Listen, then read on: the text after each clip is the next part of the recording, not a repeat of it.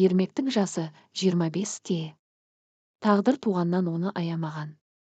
Анасы оң босағада отырып 16 жасында жүкті болып қалып, туғанша шын байлап жүргендіктен іштен туа мүгедек болып дүниеге келіпті. Бірақ әжесінің жігерінің мықтылығынан өзі жоқта тапсырып тастаған балалар үйінен тауып алып, оны асырап алыпты. Сөйтіп, көз қабілетінің нашар көруі сияқты аурулардың бәрін шет елдерде қоймай жүріп емдетіп, өз еркінше сөйлей алатын, жүре алатын болды.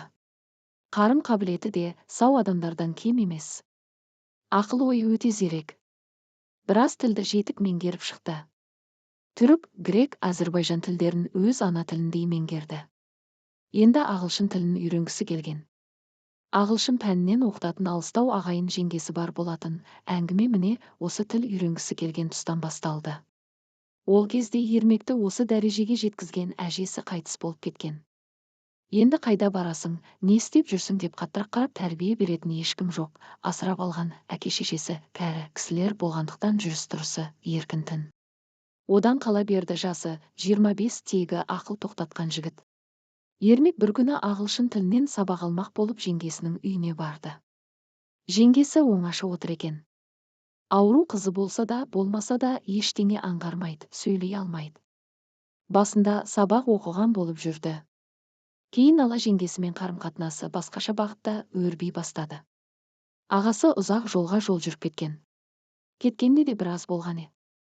Ал жеңгесі Ермекке бір түрлі құпия жымиып басқаша қарай бастады. Сабаққа кешкісін адамдардың аяқ ізі басылғасын шақыратын болды. Күннің батқанын Ермекте сабырсыздана күтетін болды. Өйткені жеңгесінің аңсарын қандыру, шөлін басу Ермек үшін басында қызық болған соң, ол ласа тұңғиығына еріксіз тартатын болды да, есілдерді жеңгесі болып тұратын еді. Ермек алғаш рет әйелдің аңсарының сұрапыл болатынын жеңешесінен сезінді. Кейде күн батуын күтуге сабыры жетпей сәл оңаша сәт болса жеңгесіне жетіп баратын болды. Сөйтіп жүргенде қуанышы ұзаққа бармады. Жолда жүрген ағай келіпті. Енді кездесу қиындай түсті. Бірақ амал айладан кім қашып құтылыпты. Бір күні күн ұзағына тауға шөп тере барған болып, жеңешесінің ыстық құшағында балқыды. Жас анасы қатарлас болса да төсекке келгенде тойымсыз жеңгесінің құмарын қандырамын деп ертесіне тұяқ серпей ұйықтады. Одан соң да сылтау табылды. Емшіге барамыз деп оңаша кетеді. Ол емші түнде қабылдайды деген сылтау. Екеуіне емші емес, құмарларын қандыру керек. Бар ойы сол. Оңаша қалса болды, сүлікше жабысып сағынып қалады. Жеңгесіне есі кеткені сонша оның 50-ден асқан кәрі әйел екені де білінбейтін. Сылтау табыла береді, оңаша кездескін келсе. Бір күні айран аламын деп барады, оңаша сәтінде, бір күні әкімшілікте кезекшілікте тұрғанда түнделетіп қайтуға қорқады деп алып қайтуға барған бола сала.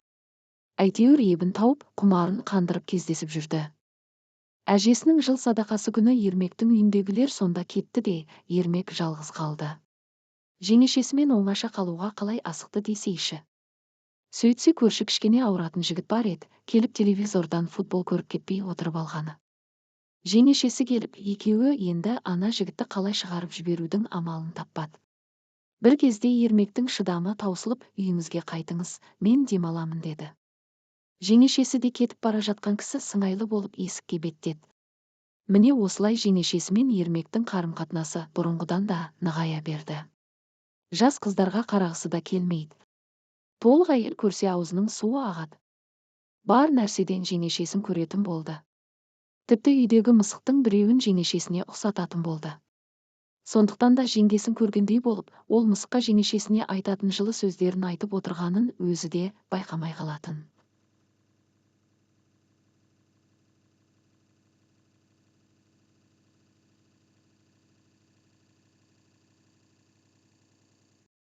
Негізі Ермектің руы да, қаны да кімнен екені белгісіз.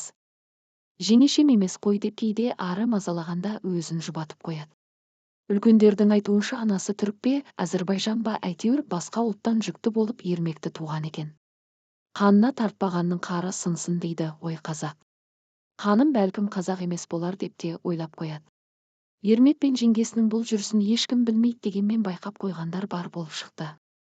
Бірақ ермек дәлелі жоқ деп сенімді болды да жеңешесін жағалауда жалғастырып жүре берді. Дегенмен бар нәрсенің шегі болады ғой. Жеңешесі қанша тартып тұрса да одан бас тартуға дәрменсіз, әрі құлықсыз ермектің бас тартуына тура келетін сияқты. Болашақта өмірі қалай болады? Осылай жүре берсем бір күні елге әшкере болсам не істеймін деп бір сәт ойланып қалды.